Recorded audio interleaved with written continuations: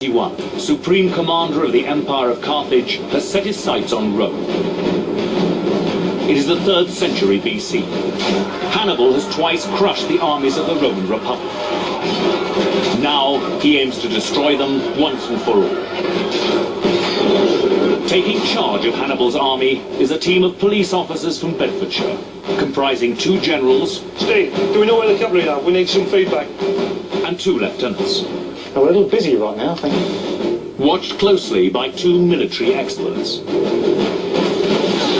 Confronting the largest Roman army yet seen, and armed with state-of-the-art technology, our team will attempt to make their mark on history. This is Time Commanders.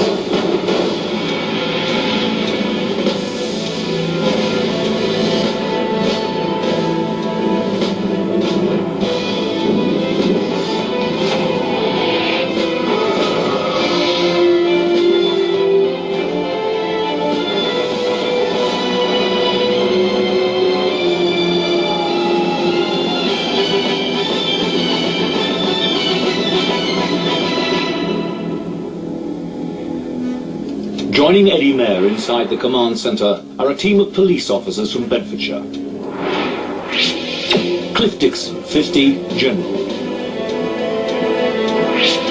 Sarah Wilkinson, 32, General.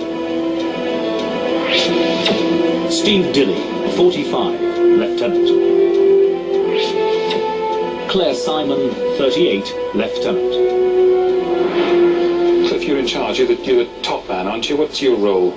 I'm the Deputy Chief Constable of Bedfordshire Police, so I have responsibility for operations and performance.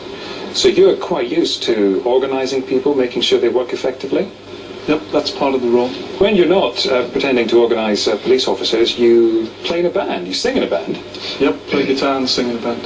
And one of your colleagues here, Claire, you're in the same band? I'm indeed, yes. I play the trumpet.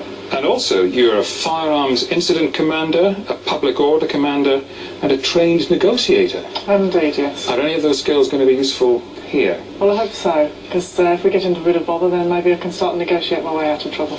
You've climbed the 3 highest peaks in the UK in 36 hours. Was there a reason for the hurry? It was actually for charity, and it was really miserable. It poured down with rain the whole time, and it was only the fact I was doing it for charity to kind of get me going. Steve. Yes? Superintendent Steve. Tell me more about your job, first of all. The job at the moment is mainly within the HR field, although, like Claire, we double up and perform operational roles within firearms, public order, major incidents, that sort of stuff. Now, you also play the trombone? I have done, yeah. But you're not part of their band? No. Okay, if there's a lull, we'll get you to play the instrument. Well, I have a feeling there won't be, knowing the battle that lies ahead. Sarah, you are a media officer. That's right. Which means it's your job to lie to the press. We don't get away with lying. Never lied in 7 years. It's mainly an information-giving role. You know, if there's been an incident such as my colleagues might have been involved in, it's our job to tell the public through the press what's happened. You're very fond of history too. Tell me about your interest. Yes, I did history at degree level and A level, and I'm a bit of a history nut, and I watch all the history documentaries on television. Do you think that's going to be a help to you? No, actually. But what might be a help is if they're all massacred, and there's every chance that might happen, it could be your job at the end of the programme to put a good spin on it and pretend it was a win. It's always a win for Bedfordshire Police. You can't switch off, can you? Let me introduce you to a couple of people who are experts in this field. Our historians up there in the gantry. Have a look, give them a wave. That's Eric and Adrian. They're going to be watching your every move today, and they're going to come down right at the end, no matter what happened, and tell you how well or badly you did. Dr. Eric Nussbacher, Senior Lecturer, War Studies, Sandhurst. Dr. Adrian Goldsworthy, Military Historian.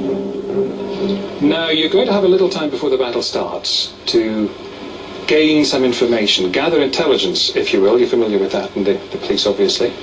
Grab those clipboards and take notes, because they may need to be reproduced in court later.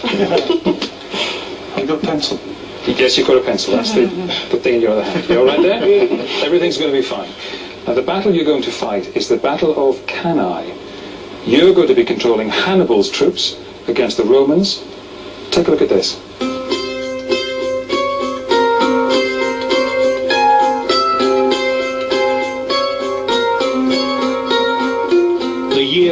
216 BC. The place is Cannae, southern Italy, the battleground for two rival empires. Rome and Carthage have shattered an uneasy peace of 20 years. Carthage, the North African empire of the Western Mediterranean, is led by Hannibal, a tactical genius. Witness to the Roman humiliation of Carthage when he was only a child, the 31-year-old Hannibal has sworn revenge. His plan is to crush the Romans in their heartland, smashing their armies and turning their allies against them. Striking at the very heart of the Roman Republic, Hannibal has marched 1,000 miles overland, through Spain, across the Alps, and into northern Italy.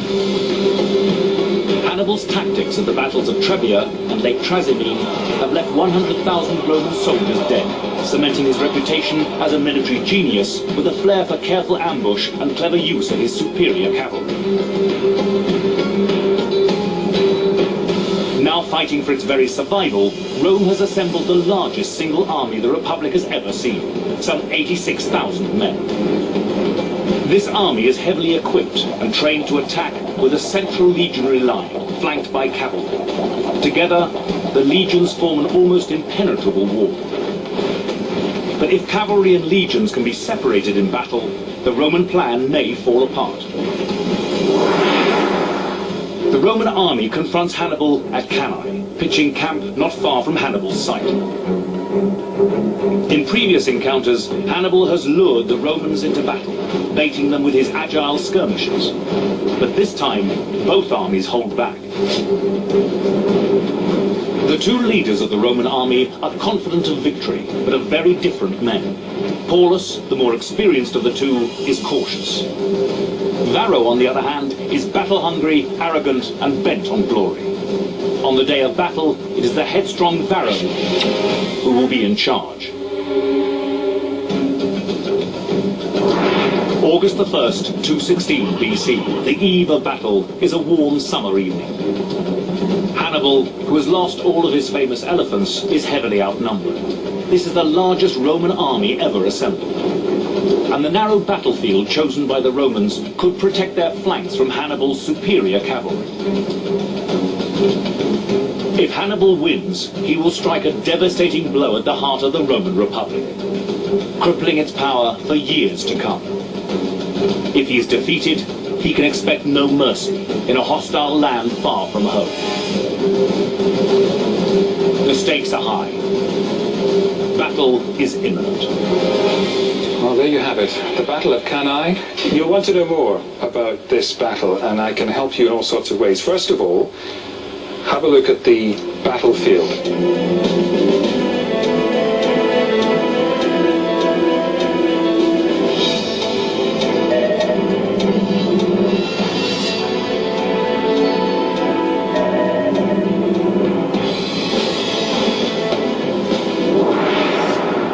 All right, that's how it looks.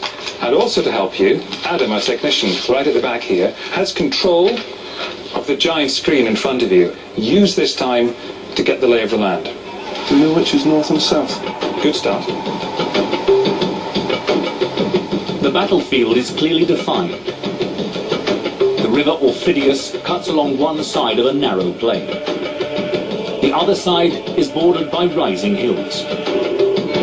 To the left, a group of trees provides some cover, but the battleground is open and flat.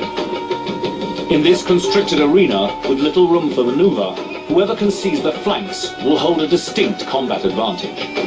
Can we just focus in on the river there? Yeah, that could be useful because it's a potential crossing, isn't it? The sort of salient terrain feature that they've got to look at is the river and that constricted ground between the river and that rise. They want open space as much as they can get. So it's almost like a fencing pist, isn't it? Moving around this narrow strip. And I'm sure that's why the Romans chose this, and the reason's got to be that they think it's got the advantages that they need so that they can cope with not having Hannibal's cavalry running rings around them as it has before. So it's very much a Roman choice. Okay, you got all the information you need from the land? I think so, as much as we've got at the moment. Okay. Let's have a look at some of the